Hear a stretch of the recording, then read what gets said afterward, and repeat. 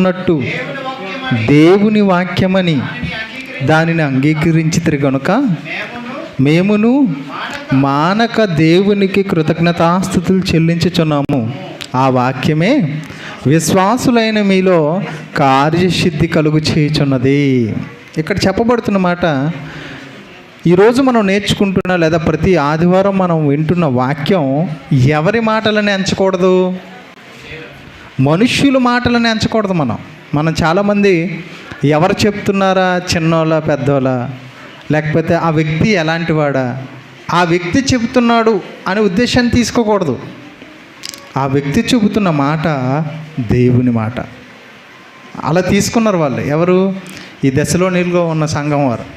మనుష్యుల మాటలో అది కార్యసిద్ధి కలిగింది. అంటే ఇప్పుడు చెప్పబడుతున్న ప్రతి మాట ఎవరి మాటని తీసుకోవాలి? దేవుని మాట.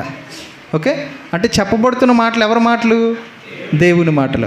ఇప్పుడు ఇక్కడికి ఒక సీఎం వచ్చాడు అనుకోండి. సీఎం వస్తే ఇక్కడ ఉన్న వాళ్ళు ఎవరైనా పడుకుంటారా?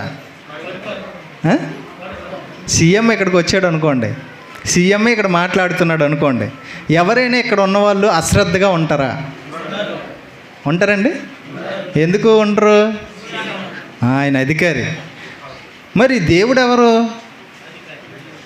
సర్వలోకానికి సృష్టికర్త, సర్వాధికారి అయిన దేవుడు అని బైబిల్లో రాయబడింది. ఒక దేశంలో ఒక రాష్ట్రం, దేశంలో అనేక రాష్ట్రాలు ఉన్నాయి, అందులో ఒక రాష్ట్రం ఆంధ్రప్రదేశ్. ఆంధ్రప్రదేశ్కి సీఎం వస్తేనే మనం అంత శ్రద్ధగా ఉంటున్నప్పుడు, దేవుని మాట దేవుడే మాట్లాడుతున్నప్పుడు మనం ఎంత శ్రద్ధగా ఉండాలి? అవునంటారా కాదంటారా? ఖచ్చితంగా. అంటే మనము దేవుణ్ణి ఎంత ప్రేమిస్తున్నామో, దేవునికి ఎంత విలువిస్తామో అనేది ఎక్కడ బయటపడుతుందంటే దేవుని వాక్యం ముందు మన ప్రవర్తన.